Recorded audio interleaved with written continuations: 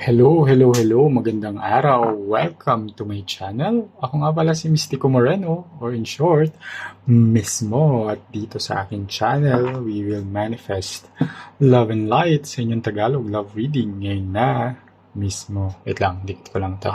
Ayan. Um, ayun. So,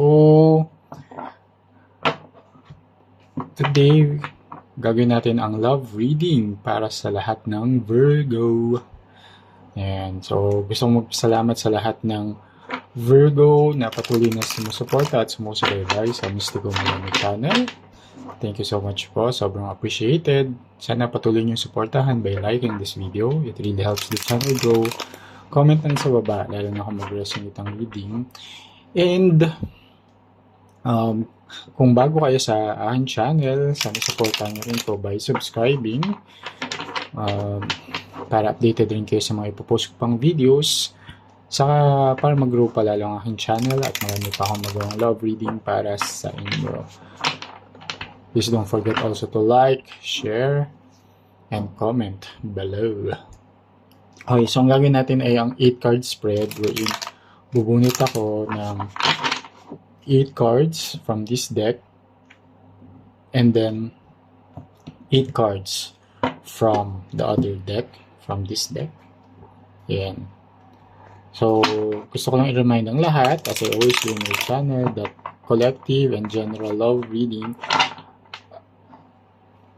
may or may not resonate with everyone. Okay, take whatever resonates, leave the rest behind.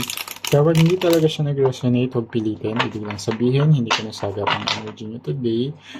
Abangan nyo na lang yung mga susunod ko pang readings or panoorin niyo yung mga past videos na na-post ko na dito sa channel. Baka isa din ay mag-resonate sa inyo.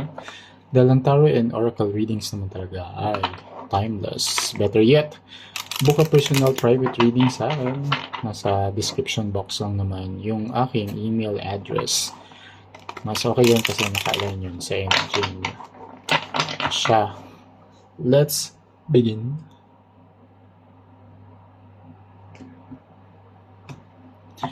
Alright. So, I'll take the 5th card dahil may pa rin naman ngayon. Alamin natin ano yung kaganapan at reading ninyo ngayong mid-May. First card. Oops. Justice. 4. And Ace of Cups. Okay. So, nakikita ko dito that there's so much love and there's a new beginning when it comes to expressing the love, or there's a renewal of passion after nagkaroon ng sense of accountability yung person ninyo, or roles can be reversed naman, pero I can see here na merong accountability na naganap na may event leading to being accountable and being fair, di ba, sa relationship. And because nakita nyo rin yung fairness, yung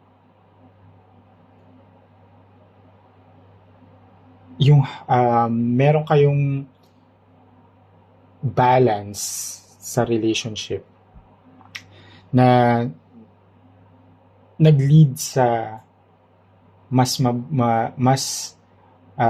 masaya na relasyon, nagkaroon ng more abundance sa relationship ninyo because natutunan ninyong maging accountable sa mga rules or sa mga actions or mga ginawa ninyo while in a relationship or while being together, ganun. So, pero tignan natin ano pa yung nakakabit dito. Okay, Queen of Wands.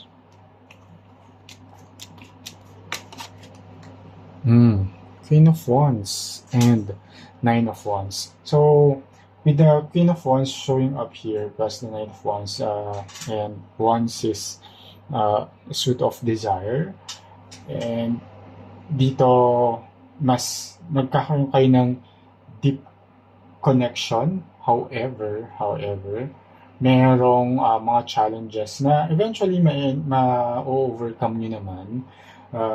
Kasi yun nga, yung nagdidita na rin yung connections ninyong dalawa. And dahil sa deepening connections, whatever challenges na kinakaharap ninyo, sure kayo na malalampasan ninyo. And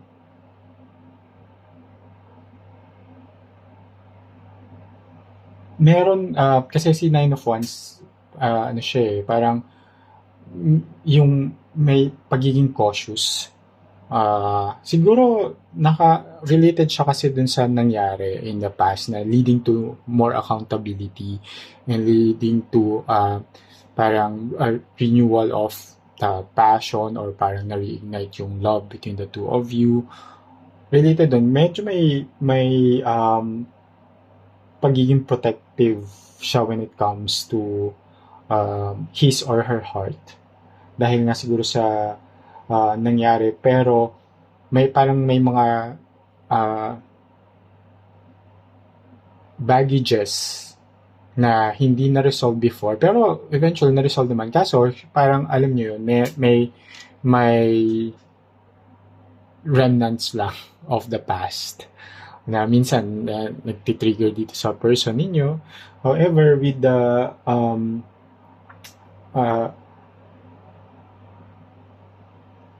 the Queen of Wands here, nababalance out niya yung ano. Kasi si Queen of Wands naman is a card of self-assurance, na alam din naman ng person ninyo na mahal nyo siya. At hindi parang whatever man kung ano yung nangyari in the past, parang assured naman kayo given the love and abundance na meron kayo sa isa't isa here, is magiging okay ang lahat. Alright? Sige. Okay. Six of Wands.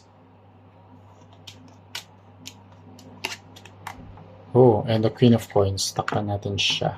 Swap natin. Okay. With the Queen of Coins or the King of Pentacles here, again, there's a lot of abundance between the in the relationship. Okay? And nakikita ko dito that the relationship will be very successful. And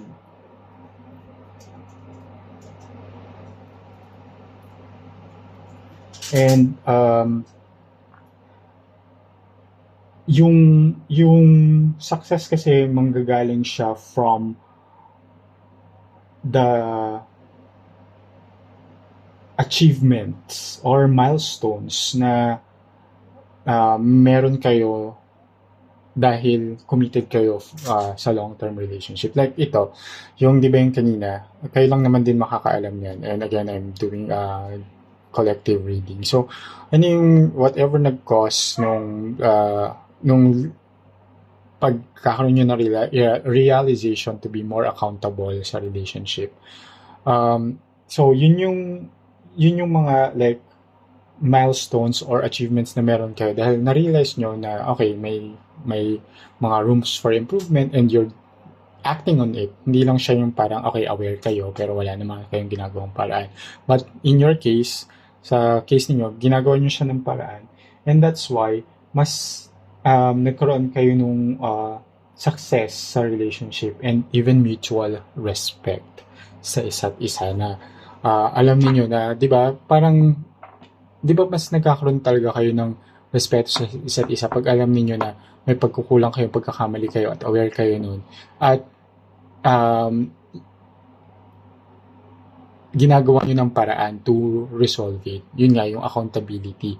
Kapag nakikita yun ng partner ninyo, kahit ikaw, di ba, kapag nakikita mo yun sa partner mo, parang mas nagkakaroon ka ng respeto dun sa tao dahil kaya niyang tanggapin ano yung pagkukulang, pagkakamali niya at kaya niyang gawa ng paraan para mas maisaayos yun or maging better version siya nung better version siya sa relationship. Okay? Okay, see? So, the world card lumabas here. Okay, and the star. Oh. So, make a wish. Lumabas ang star card. Pero I can see here na talagang after this parang reignition of love, renewal of passions and all, that mas nakilala nyo na nga ang isa't isa and mas nag-grow kayo together now and mas naging successful, nagkaroon pa ng mutual respect. Gusto nyo na din talaga, what you're hoping for, both of you, as shown here by the star, it's something that you really hope for, you dream about, you try to manifest, is yung completion, fulfillment, yung happiness na something that you will celebrate together. And gusto nyo din talaga na maging together forever. Parang ganun. So, it's a nice reading. Okay, next card. Okay, see, with the Ten of Pentacles here pa. Growing old together. Okay, with the Four of Cups here. And, just be careful lang kasi minsan meron lang tendency to focus on things na parang nawawala yung attention ninyo or yung focus ninyo sa tamang goal. And your goal is to be, di ba, have this fulfillment, being together, being in a celebratory status ng relationship, di ba? So, pero here, kasi si Ten of Coins is a card of like settling down, di ba? Settling down because we know na stable na kayo, secure kayo sa isa't isa, both in all aspects, emotionally, you're in good health physically, financially, okay? And nakikita ko dito na very, ang tawag doon, determined din talaga kayo to make the relationship work.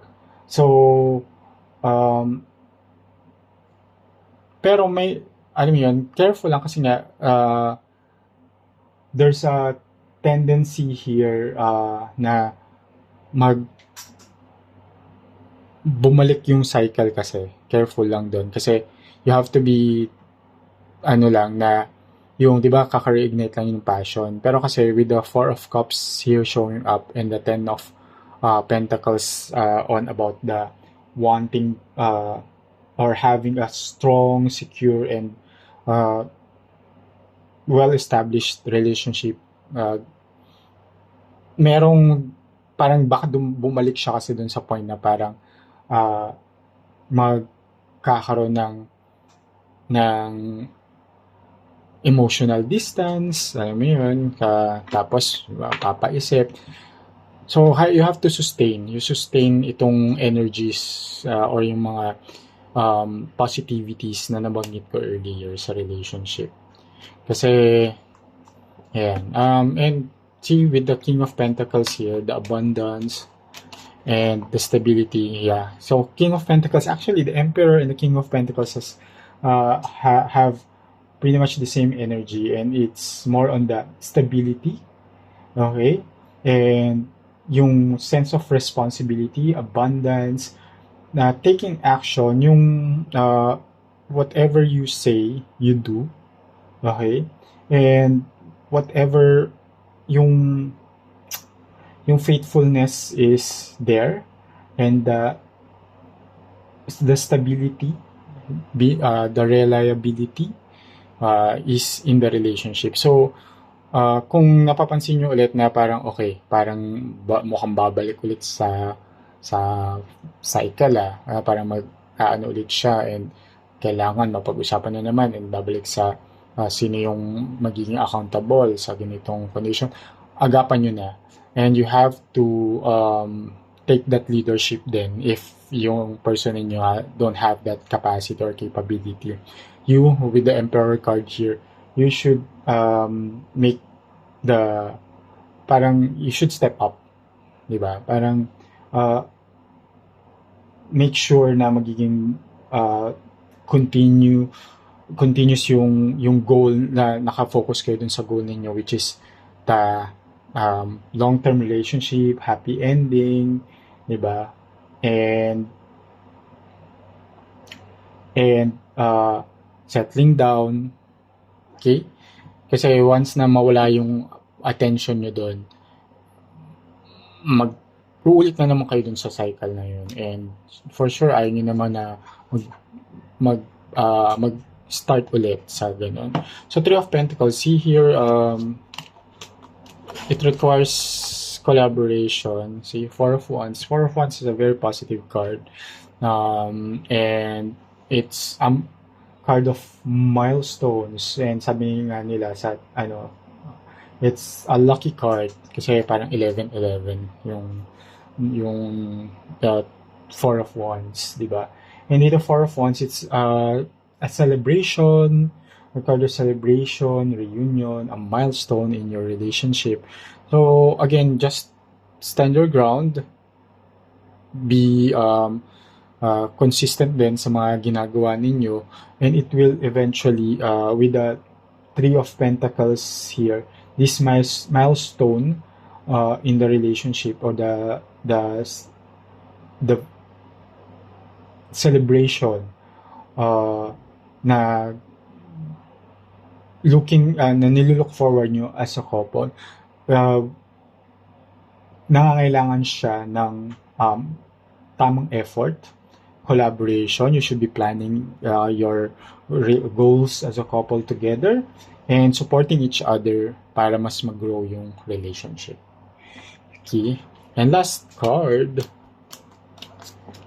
see, Six of Pentacles. Yeah. Full of gratitude, di ba? Itong relationship.